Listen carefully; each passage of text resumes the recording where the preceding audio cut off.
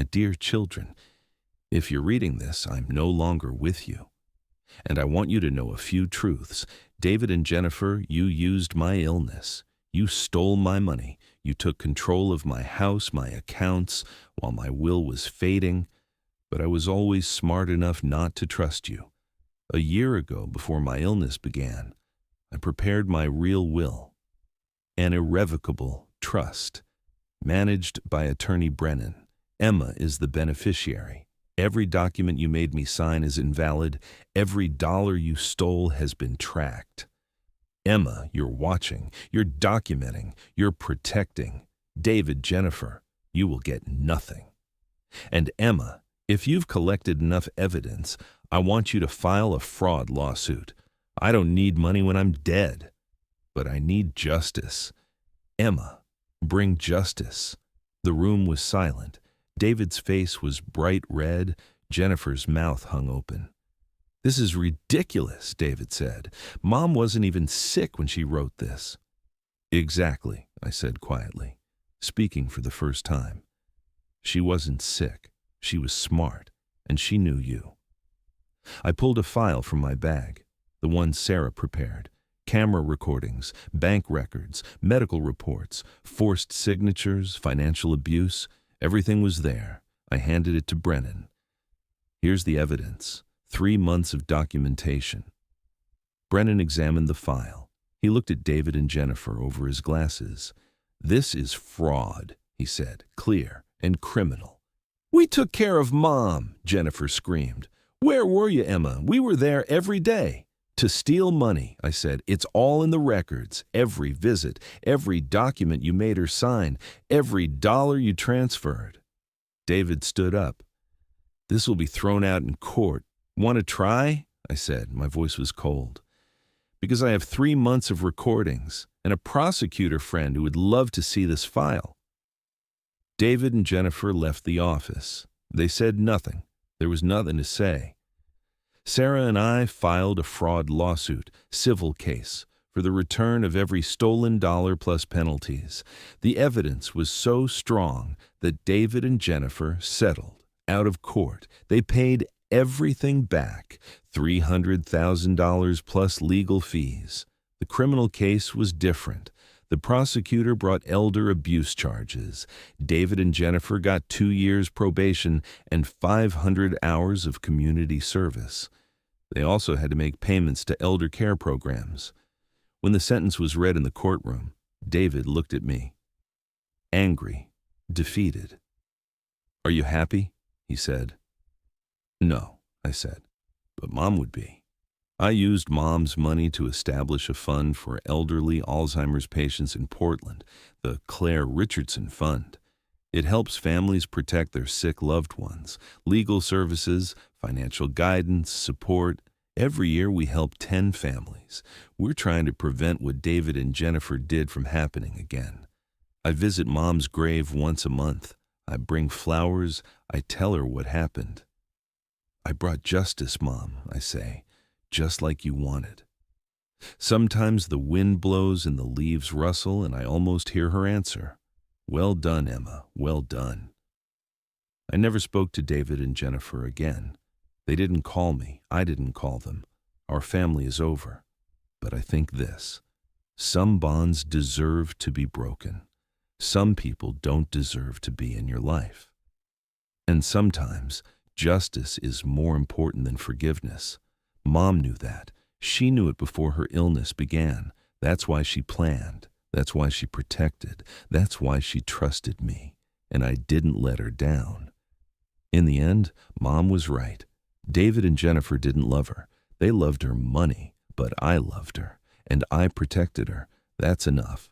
If this story touched you, please don't forget to subscribe. If you've had a similar experience or have thoughts about this story, share them with us in the comments. We're here every week with new justice stories. See you in the next one. The first move came a month later. David took Mom to the bank. He didn't tell me. I learned from the cameras. He put Mom in the car and brought her back 3 hours later. We went to the bank, he told Mom. We updated some things. Do you remember? Mom nodded, but she didn't remember. I called the bank. Have there been any changes to my mother's accounts? I'm sorry, I can't give that information, the representative said. I manage her power of attorney, I said. According to our records, the power of attorney was transferred to David Richardson. My heart stopped. When? 3 days ago. Your mother signed in person. I hung up. My hands were shaking, but it wasn't anger. I was calculating. I called my lawyer, Sarah Chen, 10-year friend, family law specialist. Sarah, I need records, my mother's will, power of attorney, bank accounts, and what are my legal options? Can you prove the dementia? She asked. There are medical records, doctor reports. Then we can use a mental competency defense. If she wasn't mentally competent when signing those documents, they're invalid. But I have to prove it. Yes, she said. You have to prove it. I started checking the cameras every day, every visit, and I was recording. A week later, Jennifer came. She was alone with Mom. I watched on the camera. Mom, I brought some papers, she said. Just sign. It's for your own good. What is this? Mom asked. Just legal stuff. Not important. Mom signed, without knowing what she was signing. Jennifer put the papers in her bag and smiled. That evening, I sent the recording to Sarah. This is evidence, she said. Clear manipulation. Keep going. Collect more. For the next 3 months, I watched silently. I continued to appear weak. I didn't start fights. I compromised for family peace. But I recorded every visit. I copied every document. I tracked every bank transaction. David put Mom's house up for sale, without consulting me. She needs a care facility, he said. The house money is for that. The house sold for $450,000. The money went into an account for Mom's care, an account controlled by David. But Mom didn't go to a care facility. She moved into a room in David's Seattle house. Jennifer came once a week to visit. But with each visit, Mom signed more. Life insurance beneficiaries changed to David and Jennifer. My name was removed. Retirement accounts were withdrawn early. Penalties paid, money transferred. In 6 months, they'd moved over $300,000, and Mom was losing more each day. She didn't recognize me anymore. She forgot my name. Sometimes she called me teacher, but sometimes a moment of clarity came. One morning during a visit, she held my hand and whispered, "Emma, do the right thing." "I will, Mom," I said. "I promise." Sarah and I met once a week. We were building a case. Evidence was accumulating, but timing was important. If we move too early, the documents disappear, Sarah said. If we move too late, the money's gone. We need to wait for the right moment. The right moment was the funeral. Mom died a year later, quietly, in her sleep. David called when I was working in Seattle. "Mom's gone," he said. There was no sadness in his voice, just fact. "When?" I asked. "This morning." She was peaceful. David organized the funeral. Jennifer chose the flowers. They didn't ask me. I didn't interfere. The funeral was held at a small chapel in Portland. 50 people attended. Mom's former students, neighbors, a few distant relatives.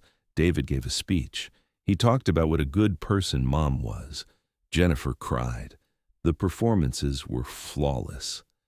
I sat quietly in the back row. After the ceremony, we went to the lawyer's office. A small room, a wooden table. David and Jennifer sat on one side. I sat on the other. The lawyer, Lawrence Brennan, an older man with glasses, carried files. "Before we read the will," he said, "Mrs. Richardson left a special envelope." He placed a second envelope on the table. Yellow, sealed. David's smile froze. Jennifer leaned forward. "What is this?" David asked. "Instructions," Brennan said. "Given a year before the will, unchanged." He opened the envelope. Inside was a handwritten letter, Mom's handwriting. her writing from before the illness started, clear, strong. Brennan read aloud. My brother was laughing at our mother's funeral. Not the polite kind. The kind where you know someone just won something. My sister whispered to him, barely hiding her smile. They thought they'd gotten away with it. The lawyer cleared his throat.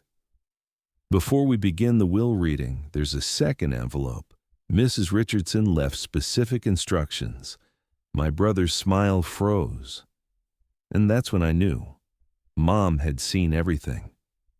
If you enjoy stories about family betrayal and justice, don't forget to subscribe and share your thoughts in the comments. Now, let's continue with the story. There were 3 of us. I was the youngest. David was the oldest. Jennifer the middle child. Growing up, we were a normal family. Normal fights. Normal competition. But until Mom got sick, they hadn't shown their true faces. Mom and I were always close. I visited every weekend. We'd drink coffee at her house in Seattle, work in her garden. David and Jennifer came once or twice a year. Holidays, for photos. Mom was a retired teacher. When Dad died 5 years ago, he left her a good life insurance policy and a paid-off house in Portland. She wasn't rich, but she was comfortable, and she was smart. She'd planned everything. Her will, power of attorney, life insurance beneficiaries, everything was written down. Until then. The first sign started at her 69-year-old doctor's appointment. She was forgetting key words, mixing up her grandchildren's names. The doctor ran tests, not Alzheimer's, vascular dementia, brain damage from small strokes, progressive, no cure. Maybe 2 years, the doctor had said, maybe less. That night I drove her home. We sat in her living room. She didn't cry, she just held my hand and said, Emma, I trust you, I don't trust your siblings. Mom, what are you saying? Listen to me, she said. Her eyes were clear. The mom who wasn't gone yet was there. David and Jennifer never love you. They don't love me, they love my money. When they find out I'm sick, they'll come. But not for you. Not for me. For themselves. I'll protect you, I said. No, she said firmly. You'll protect me. From them. A week after the diagnosis, David called. First time in 18 months. Emma, do you need help taking care of Mom? His voice was so concerned, so fake. We're fine, I said. I visit 3 times a week. Maybe we should do more, he said, as a family. Jennifer came the next day. In a fancy dress, makeup on. She checked something on her phone before entering Mom's house, looked in a mirror, then adjusted her clothes and knocked. Emma, she shouted, hugging me. It's been too long. Mom was in the living room. Jennifer hugged her. How are you, Mom?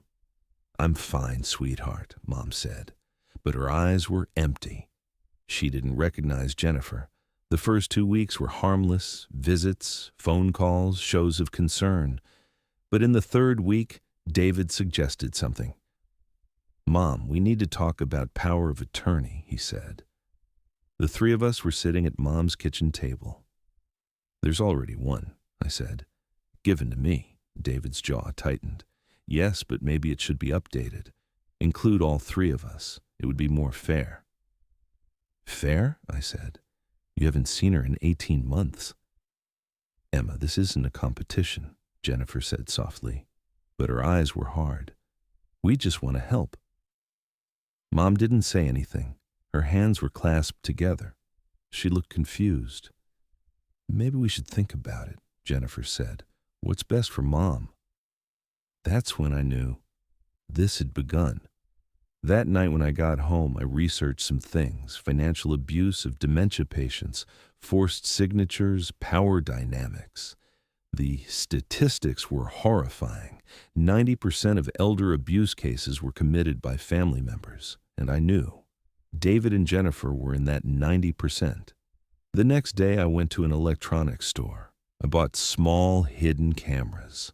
I installed them in Mom's house, one in the living room, one in the kitchen, one outside the bedroom. Then I waited.